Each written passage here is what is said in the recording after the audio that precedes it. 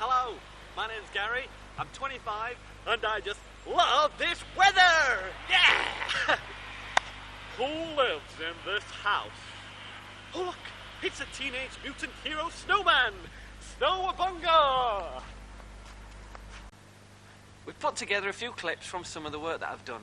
In this one, I'm a window cleaner in a government training video, which in this weather isn't a lot of fun. Is it, dude? Give me 5. Here it is. Yeah, no problem. Within a few months, I'll have this whole town in my pocket. Every house, shop and business will be cleaned the Glaze way. It's a piece of cake, actually. All I have to do is undercut the opposition, turn up regularly and give good service. Service with a smile. Gaze happily through glaze-cleaned windows. That's got a good ring to it. Come off it, Jim. Excuse me, young man. I couldn't help overhearing that you run a successful window cleaning business. Oh. I wonder if you could help me out of a fix. Yeah, of course we can. That's marvellous. I run a small business down on the local industrial estate, and I've got some important business clients coming to see me tomorrow afternoon. My regular window cleaner has hurt his back and has rung in to say that he can't clean. I've tried every other organisation in town, and they can't help at such short notice. After the recent bad weather, the windows are looking terrible and will create a terrible impression. Yeah. I wonder if your organisation could help. It'll only take you half an hour, and I'd pay you well. Oh, of course we can. We can handle anything. You'll soon be gazing the Glaze way. Now, what's your address? There we are. Okay. Oh, great. Super. I'll see you in the morning then. Yep, tomorrow. Thanks very much. Thanks a lot. And what was all that about then? You haven't even got a window cleaning business. You were leading that bloke on a bit, weren't you? How are you going to get yourself out of this one? Look, he was desperate. All he wants is a small office spot cleaning. That's all. Anyone could do it. Anyway, you're now meeting the new owner and managing director of Glaze Cleaning Services. We're on our way. You haven't even got a bucket. Oh, you are so negative. Look, it's simple. All we have to do, tomorrow morning, go down the hardware store, get a bucket, a sponge, a leather, some steps, down to his place for 9:30, finish by 11. He said, only takes half an hour. You're mad. You don't know what you're letting yourself in for. You know, you two, you wouldn't recognise a golden opportunity if it offered you a drink. Now shut up and drink up. This round's on me. A budding entrepreneur or what? I think we'd better see how Jim gets on tomorrow morning. Well, it's just after 9:30 and Jim said he would be along at any time now. Ah, here he comes.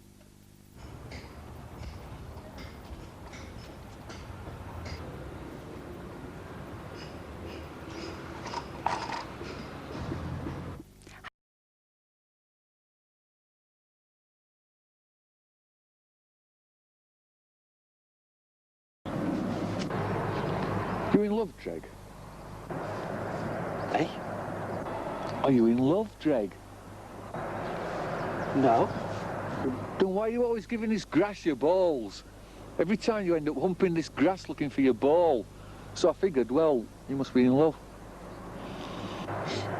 What are you on about? I'm on about every time we come here to play, you end up on your hands and knees fondling this grass. That's love, man. Oh, yes. Oh, yes. Oh, yes. Oh, yes. Yes, yes. Oh, baby. Oh, best I've ever had. It's the only you've ever had. Yes, yes, yes. Yes, yes.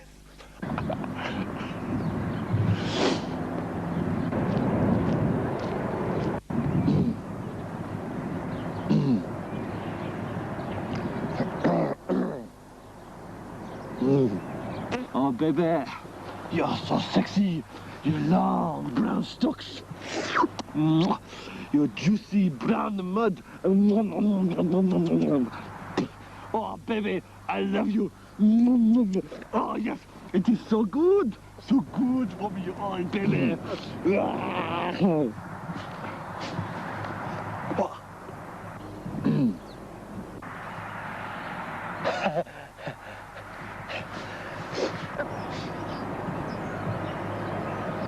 Afternoon.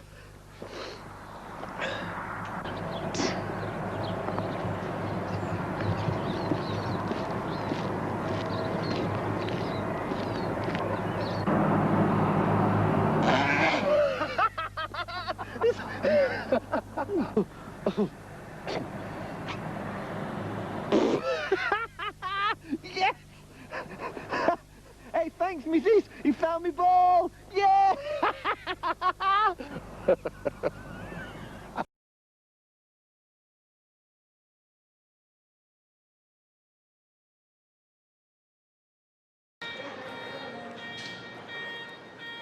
That driver's flipping late.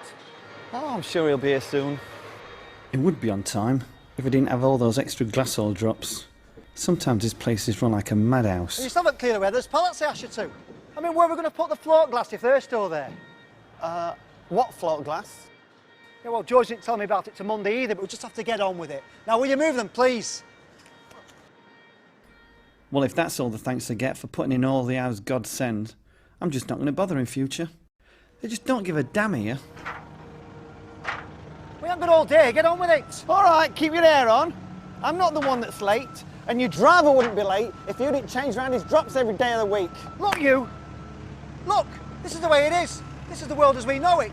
I can help it, it's not my fault. Just do it, will you? Yes, boss.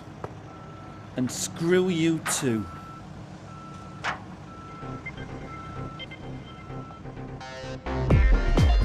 Hi, boss. All right, Tony. Just finished doing your schedule for the extra drops. All right. Hey, we've got this new software, does it in half the time, you know. Have a look at that, see how it fits in with your schedule, all right? Okay. Yep, can manage most of that. Oh, apart from Thursday afternoon, I wanted to get off early, see our Sandra in the school play.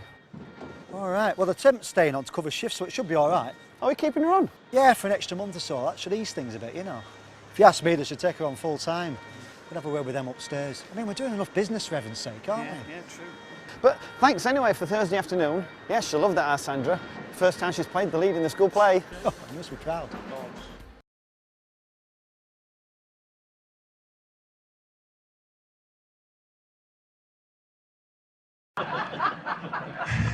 But she's been on one of those new diets, you know. Yeah, she went to the doctors, and the doctor said, oh, sorry, Mike. The doctor said, I'm going to try you on a new diet. You take nil by mouth, everything has to go up the bottom. Nothing in mouth, all up the bottom. All the food, everything up the bottom. So she went away, and she came back 2 weeks later, and she walked into the doctor's. Hello, doctor. And the doctor says, hello, Mrs. Birtles. How's the diet going? Oh, she said, very well. Lost 2.5 pounds. I said, oh, are you noticing any side effects? And she went, no, not at all, not a thing. And he said, well, why are you walking like that? And she said, I'm chewing a toffee.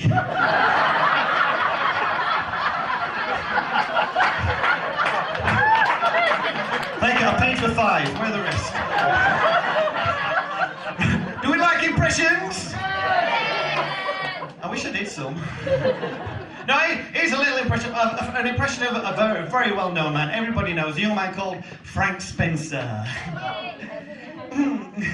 That's nice. A good evening. I was walking down the street with the door under my arm. I've been doing a bit of DIY, as I do. And I saw my wife Betty. She said, Frank, because that's my name. It's nice. She said, Frank, why have you got a door under your arm? I said, I'm going to get the lock changed. She said, well, how am I going to get in? And I said, you dozy mare, I've left the window open. Oh, look, there's a friend of mine, Mr. Jimmy Cricket. There's Mara. Come here, lean forward. I was driving home. I got a phone call on my mobile from my wife. I said, how did you know I was here?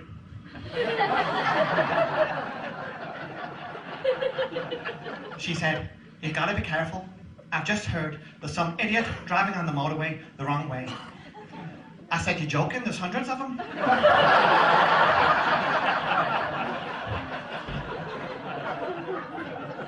And I drove past a friend of mine, next to Victor Meldrew. I can't believe it!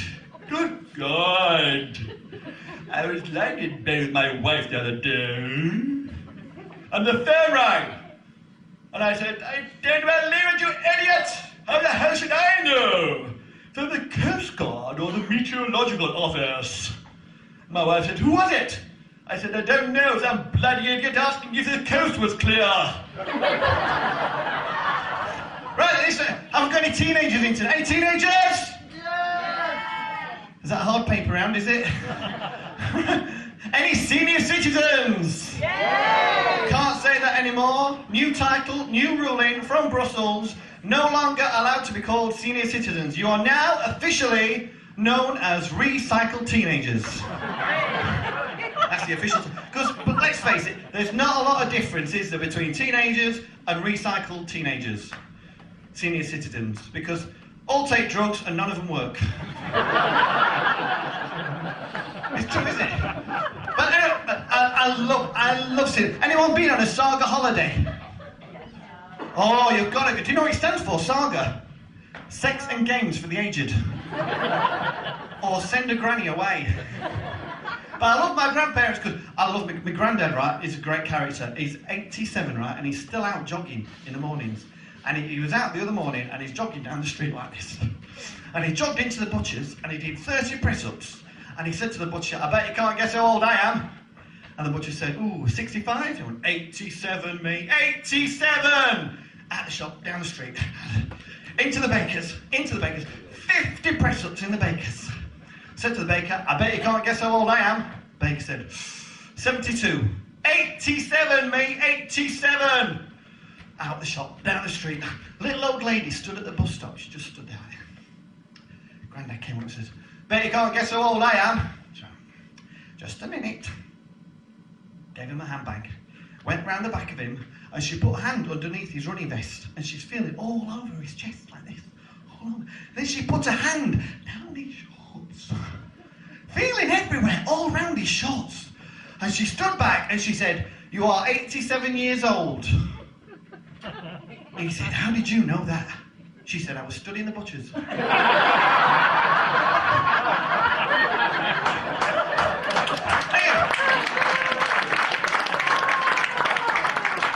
So come on.